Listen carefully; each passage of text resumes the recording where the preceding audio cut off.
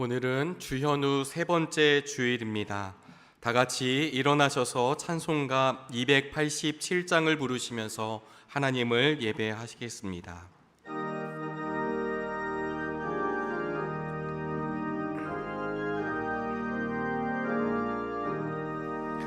예수 앞에 나오면 죄사함 받으면 주의 품에 안기어 편히 쉬리라.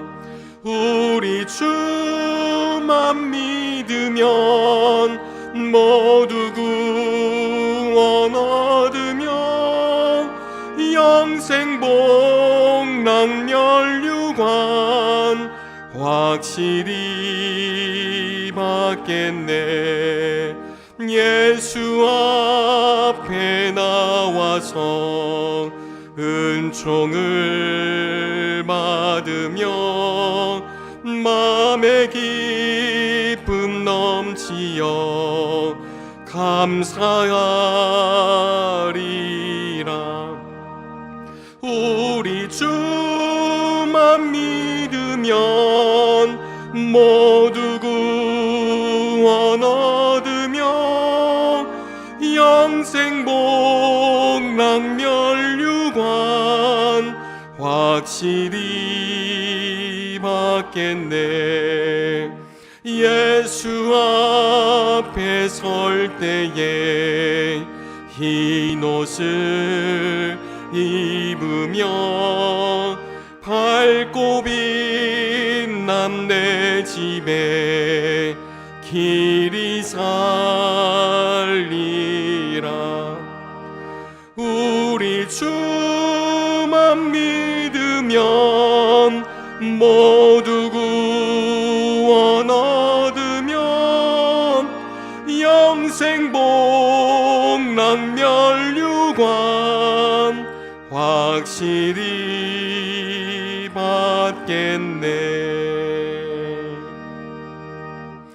나의 영혼이 잠잠히 하나님만 바라며 나의 구원이 그에게서 나오는도다.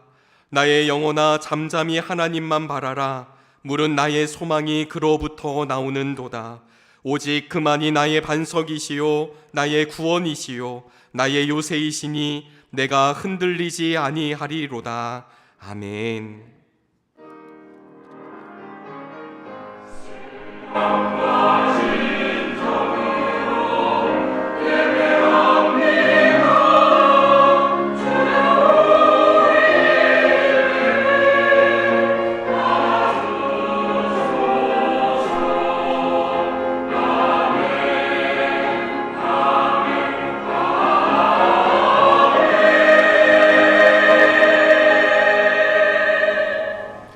같이 자리에 앉으시겠습니다. 교독문 79번 요한복음 15장 말씀을 교독합니다. 교독문 79번 요한복음 15장 말씀입니다. 나는 포도나무요 너희는 가지라. 그가 내 안에 내가 그 안에 거하면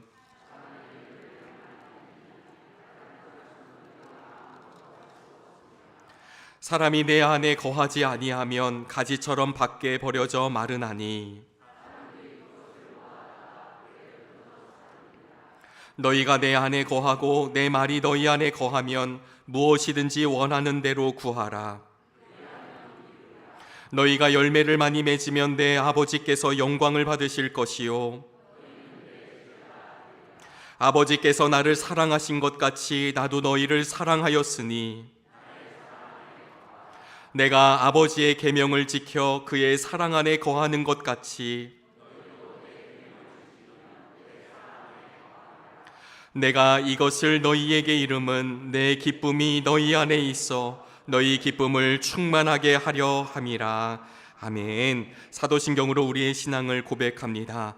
전능하사 천지를 만드신 하나님 아버지를 내가 믿사오며 그 외아들 우리 주 예수 그리스도를 믿사오니 이는 성령으로 잉태하사 동정녀 마리아에게 나시고 본디오 빌라도에게 고난을 받으사 십자가에 못 박혀 죽으시고 장사한 지 사흘 만에 죽은 자 가운데서 다시 살아나시며 하늘에 오르사 전능하신 하나님 우편에 앉아 계시다가 저리로서 산자와 죽은 자를 심판하러 오시리라.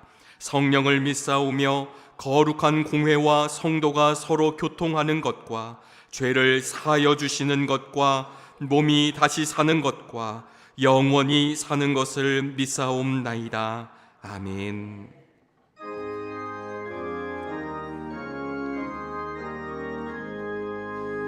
만복의 근원 하나님, 온 백성 찬송 드리고 저 천사여 찬송하세. 찬송 성부 성자 성령.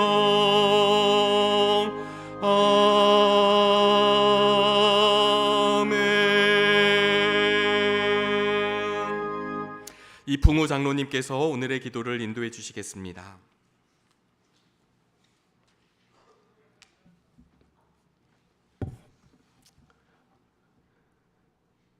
창조주시며 생사화복을 주관하시는 하나님 아버지, 한 번도 경험하지 못한 2024년 새해를 허락하여 주시고 지난 한 주간도 주님께서 지켜 보호하여 주셔서 거룩한 주일 주님 전에 나와 예배드리게 하시니 감사와 찬송과 영광을 올려드립니다.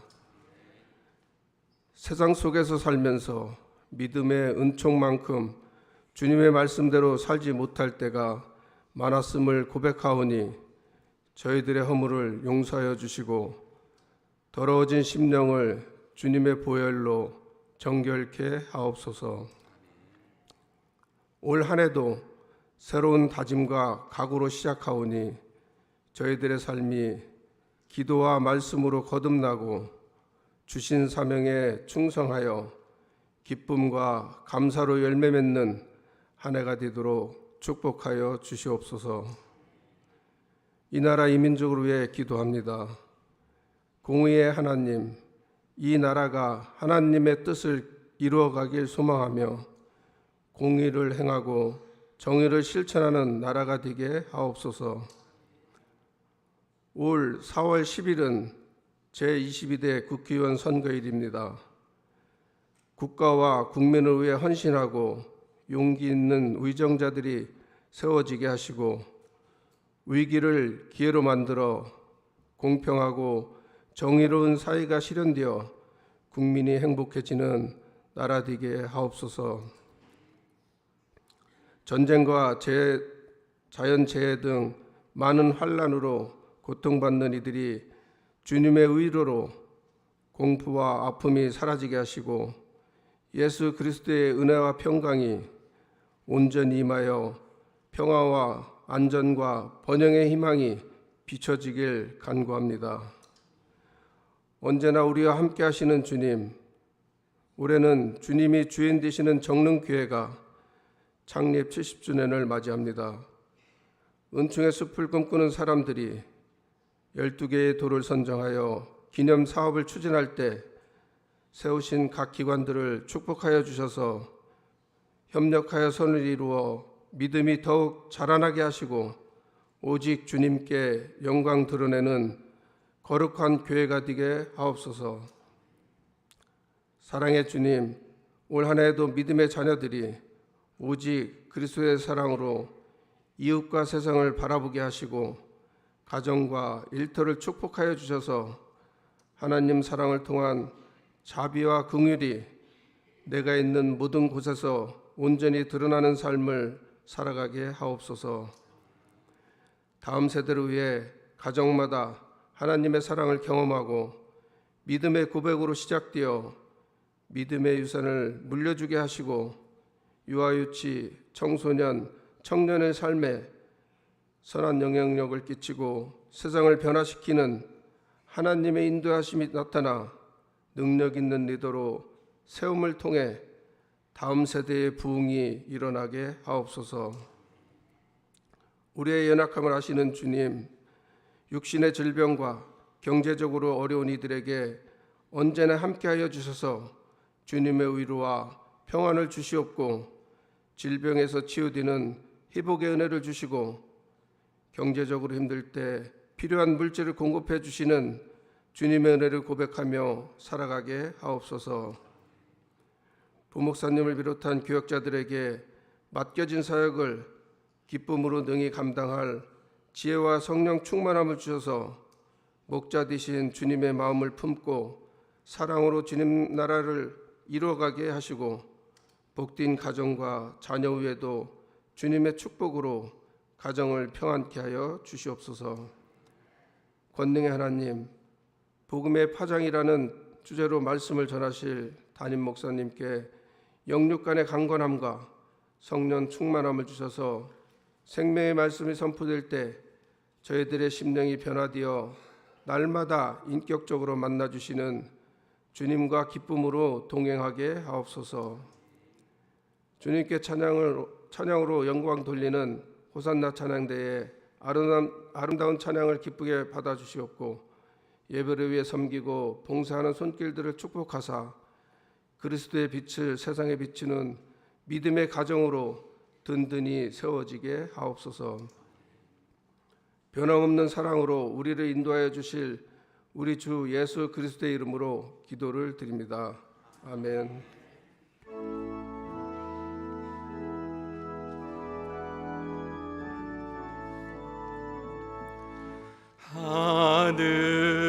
하늘에 계신 아버지 이름 거룩하사 주님 나라 임하시고 뜻이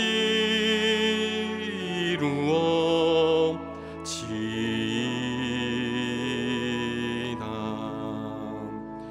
일용할 양식 주시고 우리들의 큰 죄 다 용서하옵시고 또 시험에 들게 마시고 악에서 구원하소서. 대개 주의 나라 주의 권세 주의 영광 영원히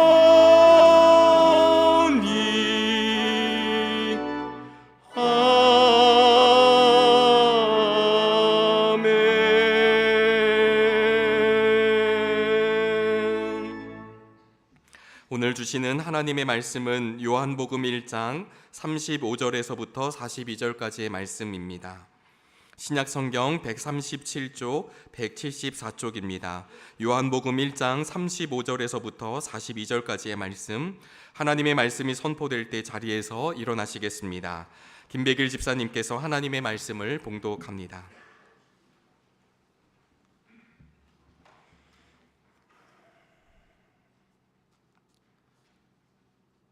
다음날 요한이 다시 자기 제자 두 사람과 같이 서 있다가 예수께서 지나가시는 것을 보고서 보아라 하나님의 어린 양이다 하고 말하였다.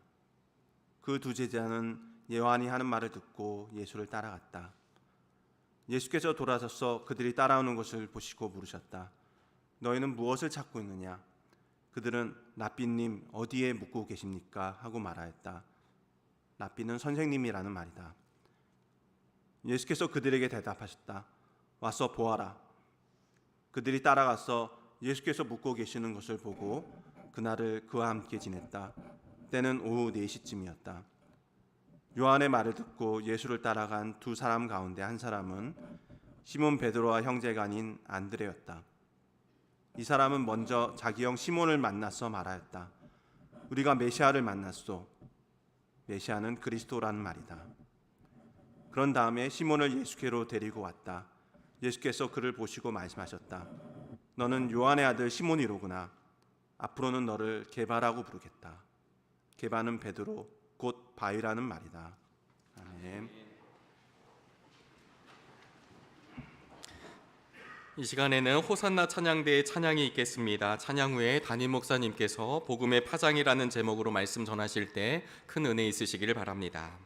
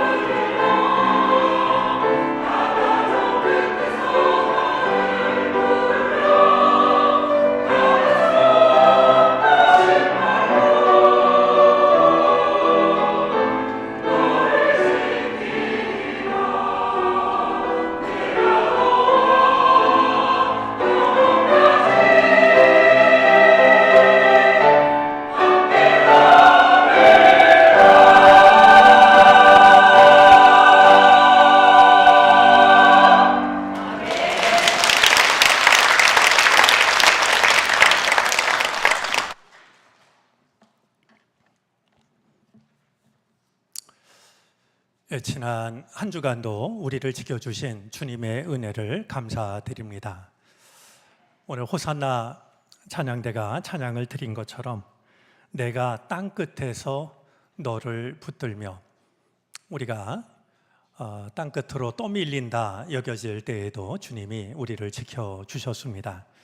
그 은혜를 힘입어서 예배의 자리로 나온 우리들을 크신 사랑으로 받아주시기를 바랍니다. 예배하는 우리에게 주님의 은총과 평화가 임하시게 되기를 바랍니다. 밤이 가장 길다라는 동지가 지나고 나서부터 낮의 길이가 조금씩 길어지고 있는 것을 확인하게 됩니다. 옛 어른들은 이런 모습을 두고 노루 꼬리만큼씩 낮이 길어진다 이렇게 표현을 했는데, 무엇보다도 우리 마음속에 밝음의 기운도 그렇게 조금씩 자라갔으면 좋겠습니다. 세상 근심 걱정으로 마음이 어두워질 때가 있지만 주님의 은총으로 우리 마음속에 밝음의 기운이 자라나는 은총의 계절이 되어지기를 바랍니다. 우리가 흔히 쓰는 말 중에 파장이라는 말이 있습니다. 어떤 일이 끼치는 영향 또는 그 영향이 미치는 정도나 동안, 그것을 비유적으로 이르는 말이라고 사전은 풀이합니다. 큰 파장을 일으켰다, 적지 않은 파장이 예상된다라는 말처럼 사용이 되죠. 같은 의미를 가지고 있는 단어 중에 파문이라는 단어도 있습니다. 파장이든 파문이든 이 파자는 모두 물결 파자를 씁니다. 마치 잔잔한 호수에 돌멩이를 던지면 이제 물결이 번져가는 것처럼 그렇게 번져가는 것을 파장 혹은 파문이라고 하죠.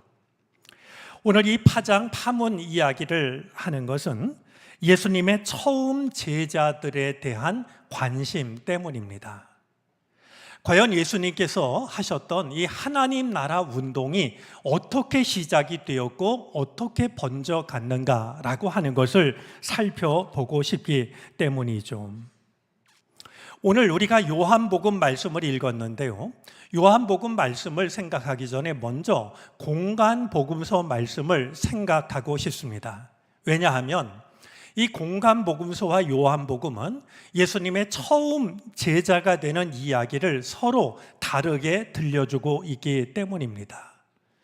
우리 공간복음서에 의하면 예수님께서 갈릴리 바닷가를 지나가시다가 제자들을 부르십니다. 근데 제자들을 부르시는 모습을 보면 예수님께서 그물을 던지고 있는 어부들을 바라보십니다. 뿐만이 아니라 이제 그물을 깁고 있는 어부들도 바라보셨습니다. 분명히 그날 갈릴리 바닷가에서 그물을 던지는 어부들은 예수님께 선택받은 그 제자뿐만은 아니었을 겁니다. 그물을 깁고 있는 사람들도 적지가 않았겠죠. 근데 예수님은 무엇인가 그들이 그물을 던지는 모습을 보시고 그물을 깁는 모습을 보시고서 누군가를 부르신 겁니다. 저는 혼자 이런 생각을 해봅니다. 도대체 예수님이 뭘 보신 것일까? 어쩌면 다른 어부들은 그냥 크든 작든 그물에 걸린 고기를 모두 쓸어 담는데, 이 베드로와 안드레는 걸린 고기 중에서 얼마든지 가져가도 좋은데 그래도 이건 너무 작지 않나? 잡기에는 너무 좀 더 커야 되지 않나? 고기를 놓아주지 않았을까? 그렇게 물고기 한 마리조차도 조심스레 대하는 그들의 모습을 보고 예수님은 제자로 부르신 게 아니었을까? 혹은 이제 끊어진 그물을 기울 때도 한 땀 한 땀 정성으로 일을 하는 모습을 보고 저런 성품이라면 내가 하나님 일을 같이 할 수 있겠다. 물론 제 생각입니다만 예수님께서는 그 무엇인가를 보시고서 제자들로 부르셨던 겁니다. 오늘 우리들의 모습 속에 주님께서 눈여겨보실 만한, 그리고 하나님 나라 일을 맡길 만한 그 무엇이 우리에게도 있었으면 좋겠습니다. 자, 오늘 말씀은 요한복음서인데요, 요한복음은 첫 번째 제자를 부르시는 일과 관련해서 조금 다른 이야기를 들려줍니다. 먼저 처음 제자들이 세워지는 일과 관련해서 우리가 빠뜨릴 수 없는 일이 한 가지 있는데요, 다름 아니라 세례 요한의 자기 비움입니다. 요한은 생활 방식부터 범상치가 않았습니다. 광야의 소리였던 이 요한은 광야의 소리다운 삶을 살아갑니다. 그가 입고 있었던 옷은 낙타 털옷이었고 그가 먹는 음식은 이제 메뚜기와 석청이었습니다. 그가 전하는 메시지와 그의 삶의 모습이 다르지 않았던 겁니다. 자, 그가 나타나서 회개의 이제 외침을 회개하라고 외쳤고 회개의 세례를 베풀게 되자 많은 사람들이 광야로 나아갔습니다. 마치 쇳가루가 자석에 끌리듯이 많은 사람들이 세례 요한을 보기 위하여 광야로 몰려갔습니다. 그러는 동안 사람들 사이에 퍼진 기대가 있었습니다. 혹시 이 사람이 우리가 오랫동안 기다려왔던 메시아가 아닐까? 메시아일지도 모른다라고 하는 기대가 퍼져가기 시작했죠. 이 기대감은 세례 요한을 따르는 제자들이 생겨날 만큼 결코 적은 영향력이 아니었습니다. 이 요한에 대한 소문은 광야를 훌쩍 뛰어넘어 마침내 예루살렘에까지 전해집니다. 예루살렘의 종교 지도자들은 제사장들과 레위 지파 사람들을 세례 요한에게 보내서 질문을 합니다. 당신이 누구요? 혹시 우리가 기다리고 있던 메시아가 아닌지를 조심스럽게 물었습니다. 세례 요한의 한마디에 많은 것이 달려있는 매우 중요한 순간이었습니다. 질문을 받은 요한이 대답을 합니다. 애매할 것 하나 없는, 애매함으로써 은근히 자신을 드러내려고 하는 마음까지도 모두 버린 명확한 대답을 하는데요. 세례 요한은 이렇게 말합니다. 나는 그리스도가 아니요.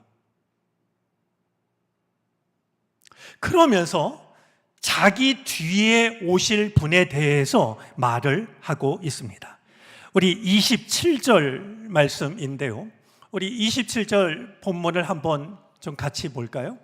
세례 요한은 이렇게 말합니다. 방송실 준비가 안 됐다는데요. 우리 27절 말씀을 한번 같이 보겠습니다. 그는 내 뒤에 오시는 분이지만 나는 그분의 신발끈을 풀 만한 자격도 없소.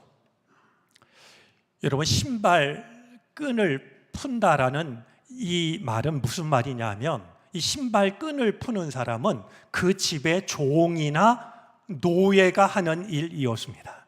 그러니까 이 요한은 내 뒤에 오시는 그분하고 나는 비교조차 할 수가 없는, 여러분들은 나를 메시아라고 생각할지 몰라도 나는 그분에게 비교조차 할 수 없는 사람입니다 라고 분명하게 말하고 있었던 겁니다. 세례 요한은 말로만 이렇게 하지 않았습니다. 자기를 따르는 제자들에게 예수님을 가리킵니다. 그러면서 보아라, 하나님의 어린 양이다. 저분이야말로 우리 인간의 죄를 지고 가는 하나님의 어린 양이라는 사실을 자신을 따르는 제자들에게 일러 주었습니다. 자, 그렇게 해서 세례 요한의 제자였다가 예수님을 따라간 두 사람 중에 한 사람이 바로 시몬 베드로와 형제간인 안드레였던 것입니다. 이 대목에서 생각을 해보게 됩니다. 만약에 세례 요한이 조금만 교만했다라고 한다면, 사람들이 자신을 메시아라고 생각할 때 자기가 메시아인 것처럼 말하거나 행동했다라고 한다면 예수님께서 시작하시려고 하는 하나님 나라 운동은 어떻게 됐을까? 만약에 세례 요한이 자기를 따르는 제자 안드레를 끝까지 자기 제자로만 삼았다라고 한다면 안드레는 예수님의 제자가 될 수 없었을 것이고, 안드레가 예수님의 제자가 되지 않았다면 우리가 알고 있는 베드로조차도 예수님의 제자가 될 수 없었겠구나. 우리들의 생각이 이어집니다. 세례 요한은 철저하게 낮아졌고 철저하게 자신을 비웠습니다. 세례 요한 앞에서 우리가 기억해야 할 것이 있습니다. 우리가 낮아지는 만큼 주님이 높아지십니다. 우리가 우리 자신을 비우는 만큼 주님은 우리 가운데 찾아오십니다. 지금 세례 요한은 정말 쉽지 않은 선택을 통해서 자신이 낮아짐으로 예수님이 높아지실 수 있는 길을 찾았고, 자기가 자신을 비움으로 예수님이 오실 길을 만들고 있었던 것을 우리는 확인할 수가 있는 것입니다. 자, 그렇다면 세례 요한을 통해서 예수님을 만나게 된, 그리고 예수님의 제자가 된 그들은 어땠을까요? 예수님을 만나게 된 첫 번째 제자들도 공통된 모습을 보여주고 있는데요.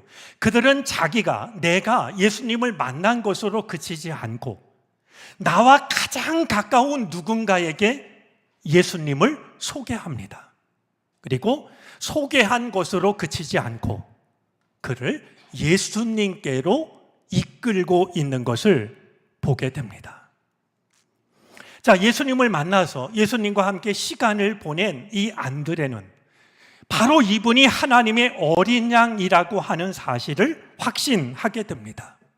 이 안드레가 자기의 형인 시몬을 만나서 예수님 이야기를 합니다. 우리가 메시아를 만났소. 메시아는 그리스도, 기름 부음을 받은 자, 구원자라는 그런 뜻입니다. 그런 다음에 이 안드레는 자기의 형 시몬을 예수님께로 이끌어 옵니다. 예수님께서 시몬이 당신에게 오는 것을 보시고서 너는 요한의 아들 시몬이구나. 앞으로는 너를 게바라고 부르겠다. 마치 오래전부터 잘 알고 있었던 누군가를 만나듯이 말이죠. 여러분, 게바라는 말과 베드로라는 말은 모두가 바위 반석이라는 뜻인데요. 게바는 아람어이고 베드로는 헬라어가 됩니다. 이제 이 세례 요한이 아니었다면 안드레는 예수님을 만나지 못했고, 안드레가 아니었다면 베드로는 예수님을 만나지 못했구나. 다시 한번 생각하게 되죠. 두 번째 제자인 빌립도 마찬가지입니다. 어느 날 이 빌립은 예수님으로부터 나를 따라오너라 라는 말씀을 듣습니다. 여러분, 사람의 마음을 움직이는 것은 꼭 긴 말이 아닙니다. 나를 따라오라는 짤막한 한마디를 듣고 빌립은 예수님을 따라갑니다. 예수님을 만난 빌립이 나다나엘에게 예수님 이야기를 합니다. 모세가 율법책에 기록하였고 또 예언자들이 기록한 그분을 우리가 만났습니다. 그분은 나사렛 출신으로 요셉의 아들 예수입니다. 이야기를 들은 나다나엘은 성경을 잘 알고 있었던 사람입니다. 빌립이 하는 말을 받아들이기가 어려웠습니다. 그래서 물었죠. 나사렛에서 무슨 선한 것이 나올 수 있겠소? 그때 빌립이 나다나엘에게 참으로 적절한 대답을 합니다. 와서 보시오. 내 말을 듣고 판단하지 말고 와서 그분을 한번 만나보시오. 이야기를 했던 겁니다. 나다나엘이 예수님을 만나러 옵니다. 이제 나다나엘이 오는 것을 보고 예수님께서 이렇게 말씀하십니다. 보아라, 저 사람이야말로 참으로 이스라엘 사람이다. 그에게는 거짓이 없다. 자, 이렇듯 예수님을 만난 사람은 내가 그냥 예수님을 만나고 또 예수님을 믿는 것으로 그쳤던 것이 아니라 나와 가까이 있는 누군가에게 예수님에 관한 이야기를 전했고 이야기를 전한 것으로 그치지 않고 그를 예수님께로 이끌고 있는 것을 확인할 수가 있습니다. 저는 오늘의 이 본문을 한마디로 표현하자면 오늘 이 말씀이야말로 복음의 파장이 아닐까? 예수님을 만난 사람으로부터 시작된 이 물결이 점차 번져가고 있는 복음의 파장이 아닐까 하는 생각을 갖게 됩니다. 우리 코로나가 시작된 이후로 우리 정릉교회는 새해가 되면 신앙 실천 목표를 정하고 그것을 힘써 지켜오고 있습니다. 지난해 저희가 정한 신앙 실천 목표는 성경 통독이었습니다. 우리 교인들이 1년 동안 성경을 몇 번 읽을 수 있을까 고민을 하다가요, 괜히 과한 목표를 세워놓고 지키지 못하는 것보다는 우리가 지킬 수 있는 목표를 정하면 좋겠다 생각을 했습니다. 마침 올해가 창립 70주년이어서 우리 교인들이 성경 70독을 하자라고 목표로 정했습니다. 그런데 지난주까지 통계를 내보니까요, 우리 교인들이 전체 성경 몇 독쯤을 했을까요?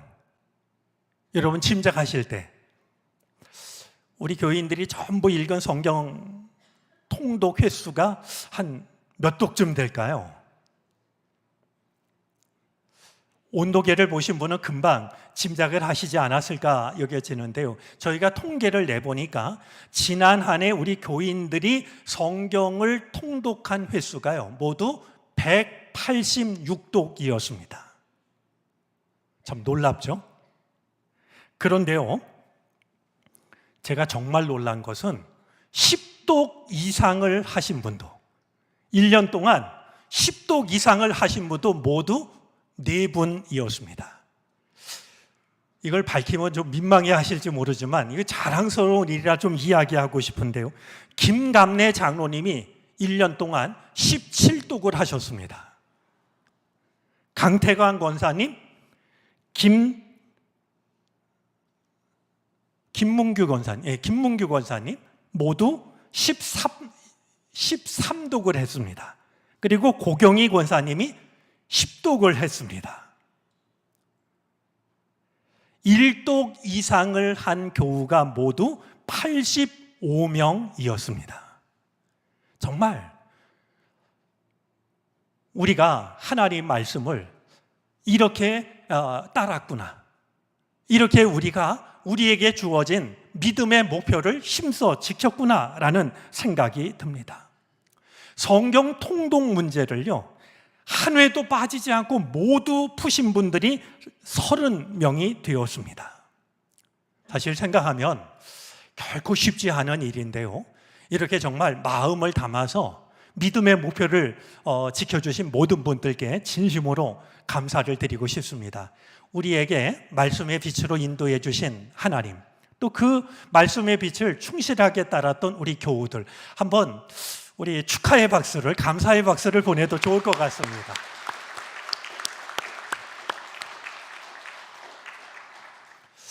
(2024년) 올해 우리가 정한 신앙 실천 목표는요, 천하보다 귀한 한 영혼 모시기입니다. 이게 좀 우리 마음에 익숙해졌으면 좋겠는데요, 한번 따라서 해보시겠습니까? 천하보다 귀한 한 영혼 모시기. 자, 예수님께서 마태복음 8장 36절 37절에서 이렇게 말씀을 하십니다. 사람이 만일 온 천하를 얻고도 자기 목숨을 잃으면 무엇이 유익하리요? 사람이 무엇을 주고 자기 목숨과 바꾸겠느냐? 한 사람의 목숨이 온 천하보다도 귀하다고 말씀을 하고 계십니다.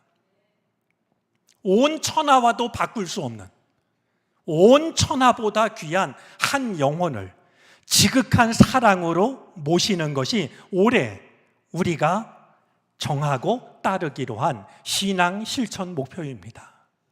조금 더 자세하게 설명을 드리면요, 올 한 해를 보내는 동안 각 속회에서 한 사람 이상을 전도하는 거고요, 각 선교회에서 한 사람 이상을 전도하는 것이 실천 목표입니다. 우리가 속회에서 한 사람 이상을 전도하면 속회 모임을 모이는 그 지역에서 누군가 한 사람을 전도하는 것이 되고, 선교회에서 전도하면 그 연배에 있는 누군가를 전도하는 일이 될 수가 있을 것입니다. 사도 바울은 우리의 믿음이 어디에서 시작되는지를 로마서 10장 17절에서 이렇게 일러줍니다. 믿음은 들음에서 생기고 들음은 그리스도를 전하는 말씀에서 비롯됩니다. 여러분, 믿음은 들음에서 시작이 됩니다. 이 말은 누군가가 믿음에 대해서, 그리스도에 대해서 이야기를 하지 않으면 믿음을 가질 기회를 가질 수가 없다라고 하는 것을 생각하게 합니다. 바울이 디모데에게 주고 있는 권면 중에는 이런 권면이 있습니다. 디모데후서 4장 2절입니다. 너는 말씀을 전파하라. 때를 얻든지 못 얻든지 항상 힘쓰라. 복음을 전하기 좋을 때만 전하지 말고 복음을 전하기 힘든 상황에서도 복음을 전하라고 일러주고 있는 것입니다. 자, 그런데 우리 자신을 돌아보면 우리는 주저합니다. 복음 전하는 일을 망설일 때가 참 많습니다. 왜 그럴까요? 이유는 다르겠지만 제일 큰 이유가 한 가지 있다라고 여겨집니다. 실패가 두렵기 때문입니다. 요즘 같은 세상에 복음을 전한다고 누가 믿겠어? 우리 스스로가 복음의 능력을 인정하지 못하고 있는 것이 가장 큰 이유일 거라고 여겨집니다. 이와 같은 우리들에게 시편 기자는 놀라운 말씀을 하나 전해줍니다. 시편 126편 5절과 6절인데요. 눈물을 흘리며 씨를 뿌리는 사람은 기쁨으로 거둔다.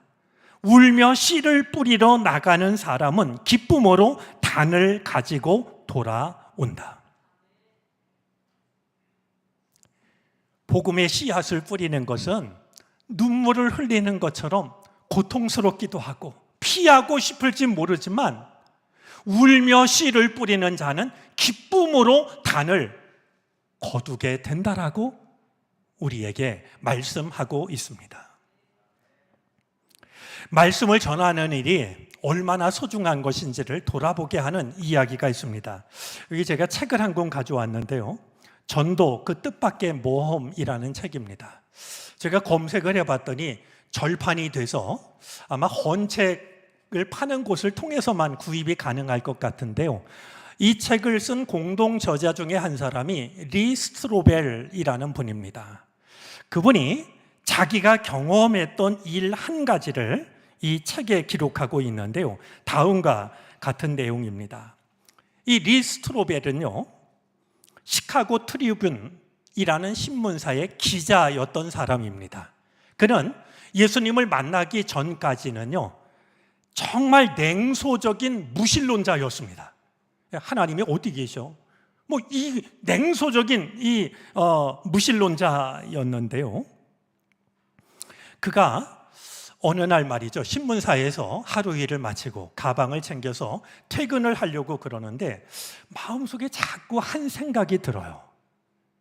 지금 이제 영업부로 가서, 그 신문사 영업부에 가서 한 사람을 전도하라고 하는, 그에게 하나님의 뜻을 알려주라고 하는 이 마음이 자꾸 드는 거예요. 이 스트로벨이 그 마음이 하나님이 주시는 마음이라고 생각을 해서 영어부를 찾아갑니다. 가서 보니까요, 이게 웬일이겠어요. 자기랑 친한 친구가, 다른 사람은 다 퇴근을 했는데 혼자 남아있는 게 아니겠습니까? 아, 하나님이 이래서 나를 보내셨구나. 그래서 그 자기 친구에게 열심히 복음을 전합니다. 이제 며칠 있으면 부활절이 다가오니 부활절 예배에 참석하면 어떻겠냐고. 자기가 얘기하면 그러겠다라는 대답이 돌아올 줄 알았는데요, 한마디로 거절을 당합니다. 당황한 스트로벨이 또 이야기를 해요. 하나님에 대해서 관심이 없냐고, 영적인 일에 대한 관심을 갖고 있지 않냐고 말이죠. 하지만 이 친구는요, 이야기하는 것마다 다 차갑게 거절을 했습니다. 스트로벨은 그때만 해도 그렇게 믿음이 훌륭한 믿음이 아니어서 자기가 할 수 있는 말이 금방 떨어지고 말았어요. 그래서 혹시 예수님에 대해서 관심이 있으면 나한테 얘기해도 좋다라는 말을 남기고 돌아섰죠. 왜 하나님이 나를 이제 그 영업부 사무실로 보냈을까? 아무것도 한 게 없으니까 말이죠. 그로부터 몇 년의 시간이 지나갔습니다. 그러는 동안 이 리 스트로벨은요, 신학을 공부하고 윌로우 크릭 교회의 부목사로 사역을 하게 되었습니다. 어느 날 예배에서 이제 설교를 마쳤을 때, 예배를 마쳤을 때 누군가 한 남자가 스트로벨 목사님을 찾아옵니다. 그러면서 당신이 내 인생에 미친 영적 영향력에 감사하고 싶습니다, 인사를 했어요. 그래서 스트로벨이 누구시죠? 물었습니다. 그러자 그가 자기 이야기를 합니다. 몇 년 전에 나는 직장을 잃어버렸습니다. 수입이 끊겨진 나는 가족들을 먹여 살리기 위해서 어떤 일이라도 해야 했습니다. 일감을 생각하다가 신문사를 운영하는 친구가 생각이 나서 혹시 신문사에 내가 할 수 있는 일이 없느냐고 전화를 했습니다. 그랬더니 그 친구가 혹시 타일을 붙일 줄 아냐고 묻더라는 겁니다. 자기가 타일공은 아니지만 자기 집 욕조에 타일을 고쳐본 적이 있어서 할 수 있다라고 대답을 했더니 와서 신문사 타일 일을 하라고 일을 시켰는데 가보니까 바로 그것이 그 신문사 영업부였던 겁니다. 그는 바닥에 앉아서 저녁 늦게까지 타일을 붙이고 있었습니다. 그때 누군가가 들어와서 그 사무실에 남아있는 한 사람에게 예수 그리스도를 증거하기 시작했습니다. 그런데 그는 그 말을 받아들이지 않더군요. 하지만 저는 바닥에서 타일 일을 하면서 하나님이 나를 부르시는구나, 그렇게 생각을 했고, 일을 마치고 아내에게 여보, 우리 이번 주일부터 예배에 참석합시다. 그것이 우리 가족이 하나님께로 돌아온 계기가 되었답니다. 그때 목사님은 저를 보시지 못했겠지만 저는 바닥에서 그 누군가에게 하는 이야기를 듣고 하나님께로 마음을 돌리기로 했답니다. 우리가 정성으로 진심으로 복음을 전하면 실패는 없을 겁니다. 이 리 스트로벨 목사님은 세상에 이보다 더 좋은 일이 어디 있겠느냐라고 하면서 복음 전하는 일이 어떤 의미를 갖는지를 이렇게 말하고 있습니다.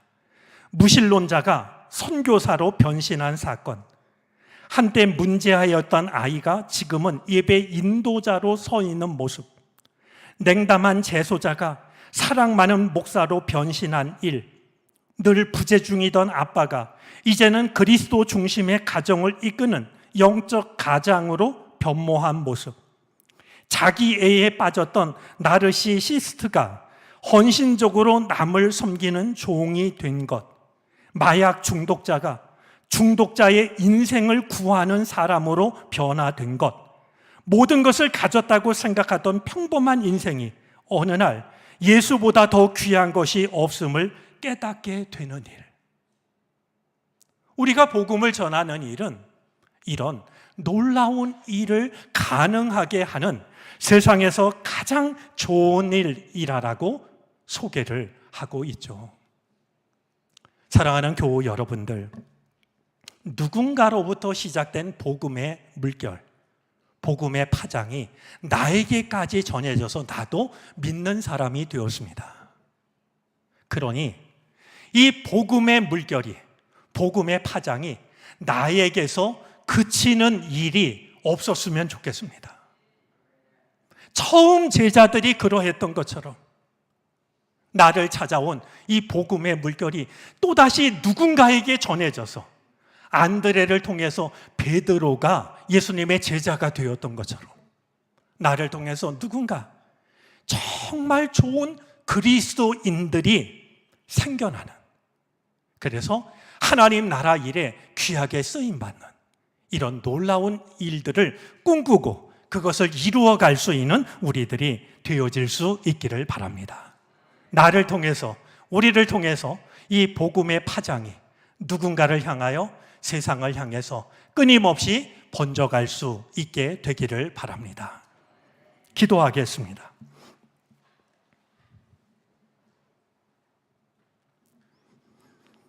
누군가가 전해준 믿음의 물결, 복음의 파장이 있어 오늘 우리도 믿는 사람이 되었습니다.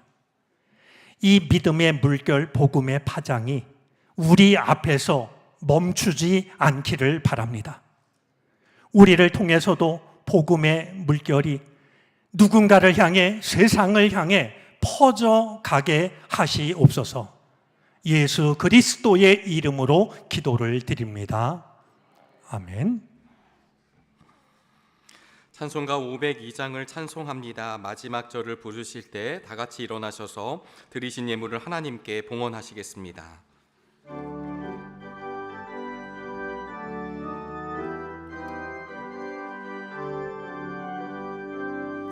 빛의 사자들이여 서가서 어둠을 물리치고 주의 진리 모르는 백성에게 복음의 빛 비춰라. 빛의 사자들이여 복음의 빛 비춰라. 죄로 어두운 밤 밝게 비춰라. 빛의 사자들이여 선한 사역 위하여 힘을 내라. 주 함께 하시겠네. 주의 크신 사랑을 전파하며 복음의 빛 비춰라. 빛의 사자들이여 복음의 빛 비춰라.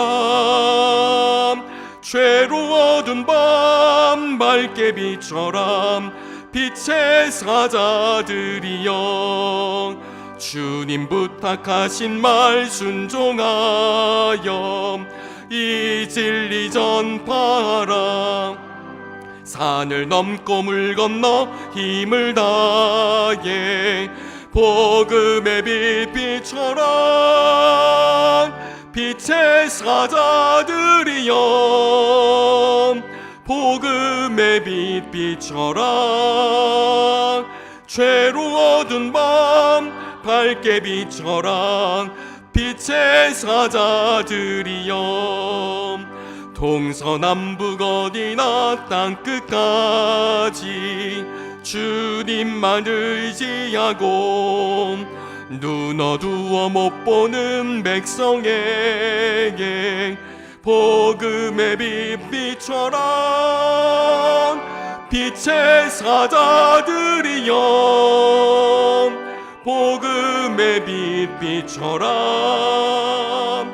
죄로 어두운 밤 밝게 비춰라 빛의 사자들이여.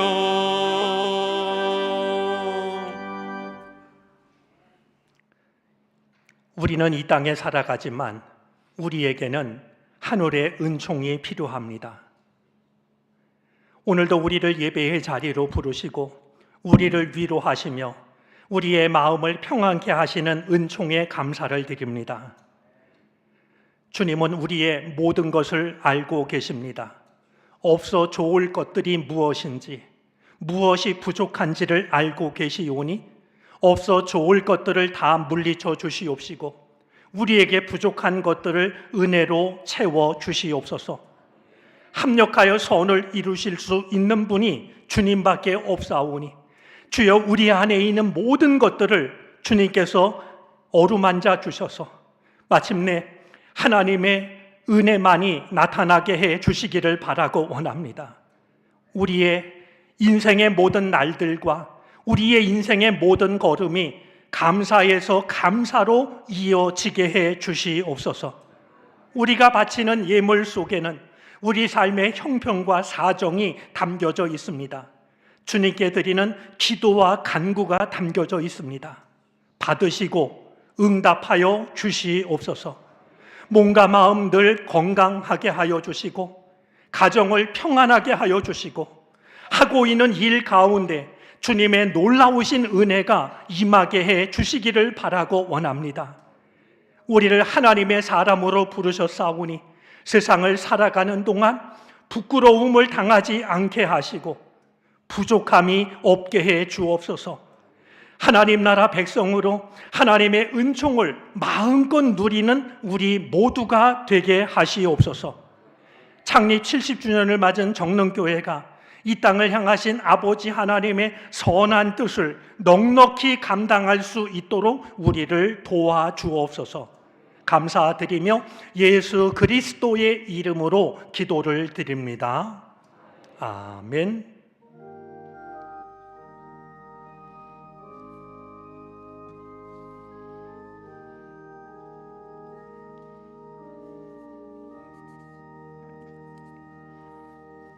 모두 자리에 앉으시겠습니다. 교회 소식을 전합니다. 주보에 3, 4쪽을 참고해 주시길 바랍니다. 금주 세번역 성경 통독은 출애굽기 1장에서 20장까지의 말씀입니다. 오늘 오후 예배는 오후 2시 하임 예배실에서 2024년 첫 번째 신앙 강좌로 열립니다. 정릉교회 잔반 줄이기가 계속되고 있습니다. 현재 자율배식으로 진행하고 있으며 다음 주일부터 잔반 수거 용기를 제거할 예정입니다. 함께 기쁨으로 동참해 주시기를 바랍니다. 2024년도 정릉교회는 매월 넷째 주일 속회의 날로 모입니다. 다음 주일 오후에는 속회의 날로 모일 예정입니다. 점심 식사 후 오후 1시 10분에 하임 예배실에서 모인 뒤에 배정된 장소에서 각 속회가 모일 예정입니다. 각 부서에서도 첫 시작을 잘 모일 수 있도록 협력해 주시기를 바랍니다. 소그룹 리더 세미나가 24일 수요일 저녁 7시 30분 나임 예배실에서 있습니다. 방금 말씀드린 속회의 날 준비 및 소그룹 사역을 함께 기도로 준비할 예정입니다. 새로 편성된 속장 보고서를 속장님들께서는 잘 작성하여 제출해 주시기를 바랍니다. 2024년 전교인 민속놀이가 2월 18일 주일 2부 예배 후 아가페실에서 있습니다. 이를 위해 선물을 후원하실 성도님들께서는 사무실 또는 청장년 선교회장인 황성호 권사님께 알려주시기를 바랍니다. 2023년 연말 정산이 필요하신 분들은 사무실에 신청해 주시길 바랍니다. 2024 가정예배서 하늘 양식을 사무실에서 판매하고 있습니다. 구입하셔서 사용하시기를 바랍니다. 총여선교회 사업부에서 평창 창옥산 시래기를 판매하고 있습니다. 교육부 소식입니다.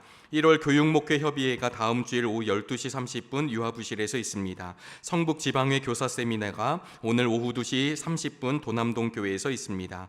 청년부 로마서 통독 겨울 수련회가 복음을 만나다라는 주제로 2월 2일부터 3일까지 영락기도원에서 있습니다. 책글 사람 대표이신 전인나 작가를 강사로 모셔 유초등부 하부르타 독서토론이 진행 중에 있습니다. 모임 안내입니다. 지역장 속장 모임 24일 수요일 저녁 7시 30분 나임 예배실에서 있습니다. 총여선교회 연합원례회가 27일 토요일 오전 10시 30분 나임 예배실에서 있습니다. 총남선교회 원래회가 다음 주일 오후 12시 30분 기획위원실에서 있습니다. 교우 소식입니다. 요양원 및 병원에 입원 중인 환우들을 기억해 주시고 함께 기도해 주시길 바랍니다. 섬김 안내입니다. 김금덕 권사님 손자 양태규 학생 고대 합격 감사하며 식사를 대접합니다. 김덕원 집사님, 조승희 집사님 범사에 감사하며 화분을 봉헌합니다. 그 외 예배 섬김란을 확인해 주시고 섬김에 동참해 주시기를 부탁드립니다. 담임 목사님께서 성도의 규제를 인도해 주시겠습니다. 예, 우리 예배의 자리에서 여러분들 만나 반갑습니다. 우리 몇 분 좀 소개하도록 하겠습니다. 제가 직함을 정확히 알고 있는 건지 모르겠는데 우리 지역 국민의힘 위원장 일을 맡고 계신 걸로 아는데요. 우리 한상학 위원장님 그리고 같이 동행한 분들 예배에 참석했습니다. 잠깐 일어나 주시겠습니까? 네, 우리 박수로 환영을 하겠습니다.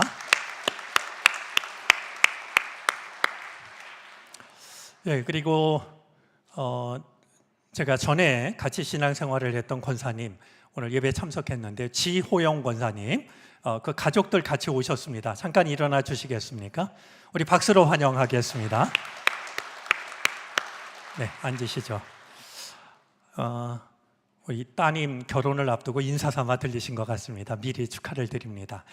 우리 일부 예배에 나와서 소개를 했었는데요. 김일순 권사님 아들 제대를 해서 노승철 군 제대하고 예배에 참석해드렸습니다. 우리 지난 한 주 사진으로 좀 돌아보도록 하겠습니다. 지난 주일 오후 누가 하나님의 사람인가 북콘서트 시간이 있었습니다. 우리 종교 개혁자들의 삶을 돌아보는 가슴이 뜨거워지는 그런 시간이었습니다. 우리 화요 중보 기도회가 다시 시작이 되었습니다. 관련해서 두 가지 말씀을 드리고 싶습니다. 화요일 오후 2시에 나임 예배실로 오시면 중보기도 같이 드리실 수가 있고요.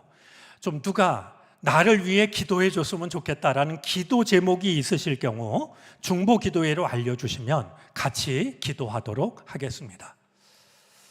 예, 말씀드린 우리 성경 통독 이제 지난해 마쳤고요. 이제 맞춰서 우리가 성경 통독 안 하는 게 아니고 올해에도 여전히 성경 통독은 저희가 이어가도록 하겠습니다. 예, 우리 어제 교사 대학이 있었는데요. 우리 어린이들에게 복음의 씨앗을 뿌리는 우리 선생님들의 그 손과 마음을 하나님께서 축복해 주시도록 기도해 주시기를 바라고요. 혹시 여러분들 마음속에 너 교사 일 좀 하면 어떠니? 이런 마음을 주시는 분이 있으면 언제든지 이야기를 해 주시기를 바랍니다. 우리 이 시간에 성도의 교제 하도록 하겠습니다. 옆자리에 있는 분, 앞뒤에 있는 분, 또 우리 가정에서 영상으로 드리는 분들 서로 인사하겠습니다. 주님의 크신 은혜가 함께 하시기를 바랍니다. 늘 평안하시고 복되시기 바랍니다. 이번 주에 또 무서운 한파가 온다고 그러는데 모두 건강하시고 넘어지는 일 없으셨으면 좋겠습니다. 다 같이 일어나셔서 결단 찬송을 부르시겠습니다. 찬송 후에 담임 목사님의 축도로 예배를 마치겠습니다.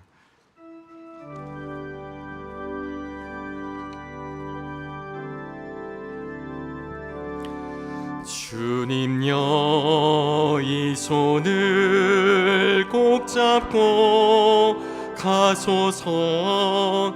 약하고 피곤한 이 몸을 폭풍우 감속 해치사 빛으로 손잡고 날 인도하소서.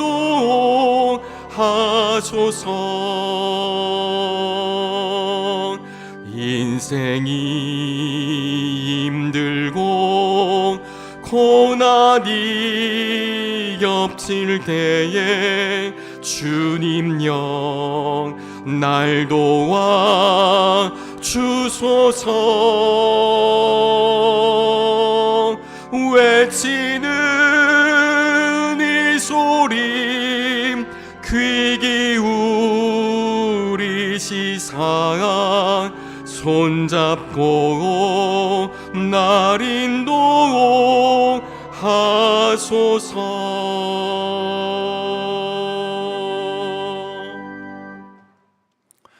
지금은 나를 살리기 위하여 복음의 파장이 되어 죄인인 나를 찾아오신 예수 그리스도의 크신 은혜와 나를 버리지 않기 위하여 최선의 방법을 찾아내시고 그 사랑을 감내하신 하나님의 지극하신 사랑하심과 여전히 내 마음을 붙잡고 올바른 길로 나를 이끌어 가시는 성령의 인도하심이 예배를 드리고 삶의 자리를 향하여 돌아서는 우리 모두 가운데 이제로부터 영원토록 함께 계시옵기를 간절히 축원하옵나이다. 아멘.